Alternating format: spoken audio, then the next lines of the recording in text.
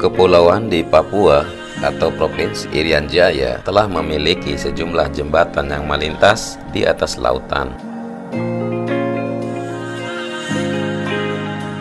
Seperti yang terlihat di cuplikan video drone dari teman kita ini.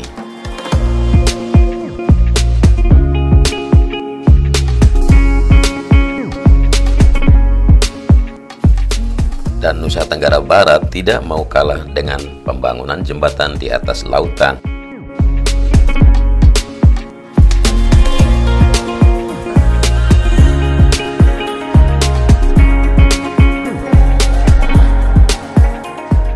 Nusa Tenggara Barat rencanakan pembangunan jembatan penghubung antara Pulau Lombok dan Pulau Sumbawa.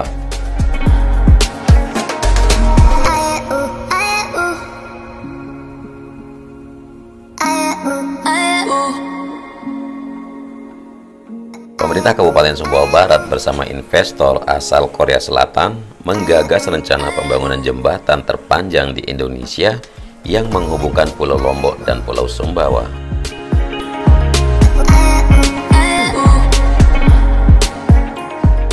Kepala Badan Perencanaan Pembangunan Daerah atau Bapeda Nusa Tenggara Barat Ridwan Syah di Mataram Rabu kemarin mengakui rencana pembangunan jembatan ini pertama kali diinisiasi oleh pemerintah Kabupaten Sumbawa Barat atau KSB.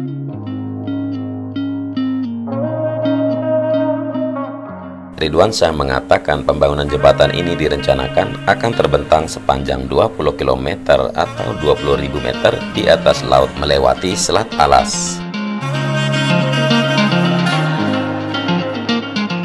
Untuk rencana pembangunan sendiri, kata Ridwan Syah, Pemkab Sumbawa Barat menggandeng investor asal Korea Selatan. Namun, Ridwan Syah belum bisa menyebutkan investor asal Korsel tersebut.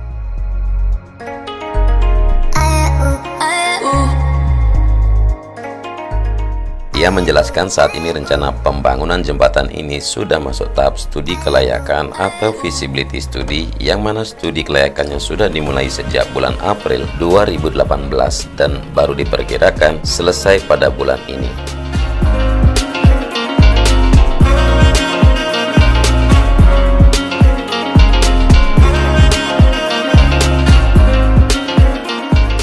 Rencana pembangunan jembatan Lombok Sumbawa sampai saat ini ternyata menemukan jalan buntu. Salah satunya akibat berubahnya pola anggaran di pemerintahan karena pandemi virus corona.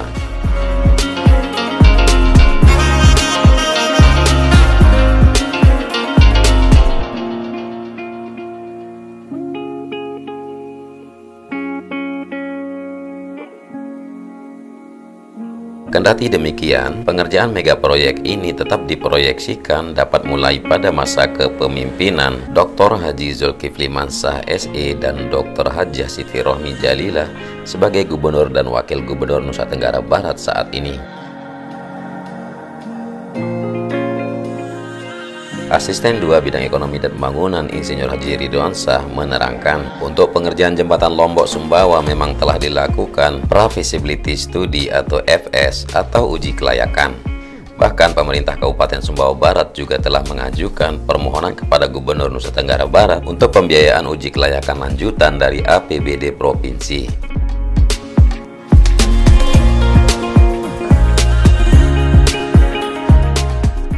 Menurutnya, sampai saat ini pemerintah masih mencoba melihat peluang-peluang yang bisa diambil untuk kelanjutan pembangunan jembatan ini.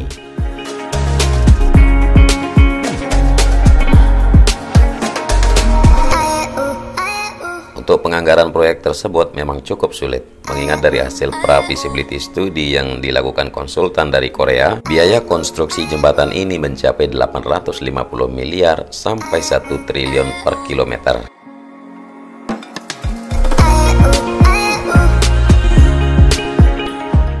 Dengan panjang lebih dari 16,5 km, maka total anggaran yang dibutuhkan paling sedikit 16,5 triliun sampai 20 triliun rupiah jika termasuk penambahan aksesori.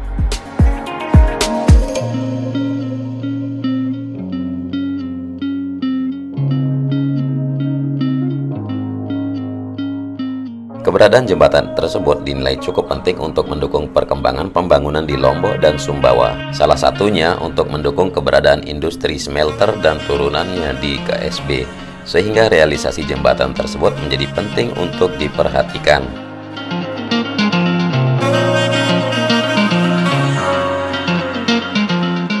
Dengan adanya jembatan ini, jarak tempuh dari Kayangan sampai Putu Tano diproyeksikan hanya membutuhkan waktu 15 menit, berbeda dengan penyeberangan kapal yang membutuhkan waktu hingga 2 jam lamanya.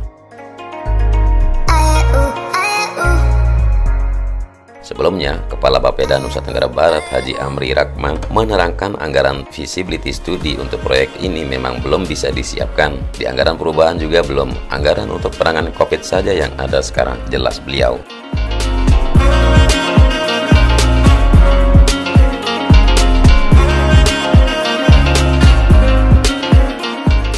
Dan menurut beliau, untuk feasibility study proyek ini dibutuhkan anggaran sekitar 10 miliar rupiah. Konsultan asal Korea Selatan sebelumnya telah dijadwalkan untuk memaparkan hasil pra-feasibility study jembatan Lombok Sumbawa, namun terhalang pandemi COVID-19 yang melanda sejak Maret lalu.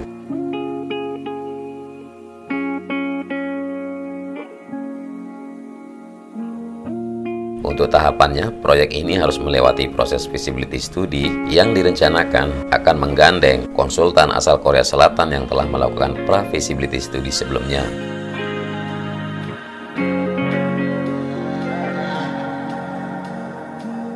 Setelah membuahkan hasil, maka proyek ini dapat ditawarkan kepada investor. Dan kalau belum ada hasil studinya, belum bisa kita jual. Ini karena situasi COVID. Kalau tidak ada COVID, maka normal jalannya rencana ini, tandas beliau.